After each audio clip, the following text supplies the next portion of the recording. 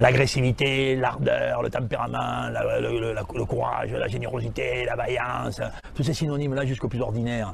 Il y a tout un univers comme ça dans le monde rugbyistique, métaphorique, sur tout ce qui sera la sacralisation du courage, le rudoyant. Le jeu de rugby, c'est un jeu légiféré. Il est né dans un état de droit, dans l'Angleterre industrielle, tu vois, et il a irradié le monde à partir de l'idée que si on a un certain nombre de lois, depuis 1841, on a 5 lois. En 1874, on en a 50, et maintenant on en a 5000. Il y en a 4900 de trop, peu importe, tu comprends l'idée. Mais il y a des lois, ce qui fait qu'on peut jouer le même à Hong Kong, au fin fond de la Patagonie ou au cœur du Botswana.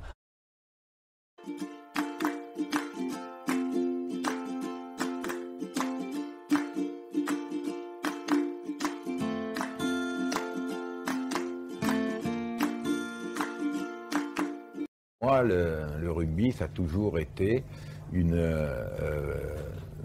un jeu qui permettait aux joueurs et au ballon d'être le plus possible en mouvement. Comment entretenir ce mouvement perpétuel grâce au jeu de passe ou au jeu au pied, et qui fait qu'une équipe qui cherche dans l'avancée à déséquilibrer l'adversaire puisse préserver ce déséquilibre en permanence pour arriver justement à ce qu'on a appelé rugby de mouvement, rugby total. Alors j'ai toujours pensé que ce jeu-là, il se mettait en place du débutant jusqu'au plus haut niveau. C'est-à-dire ma question, ça a toujours été le questionnement, ça a été de se dire comment on va construire des joueurs qui soient capables justement de jouer en mouvement en étant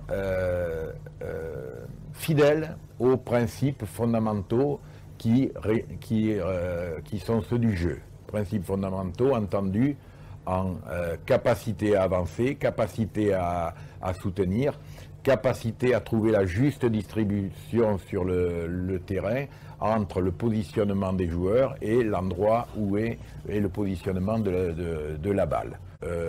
Qu'est-ce qu'il faut faire pour amener des joueurs dans ce jeu à être efficaces, à se faire plaisir et à trouver tous les ingrédients au travers de la liberté qu'on leur donne de provoquer le jeu, d'oser l'entreprendre, d'avoir des ambitions en jeu sans hypothéquer les résultats.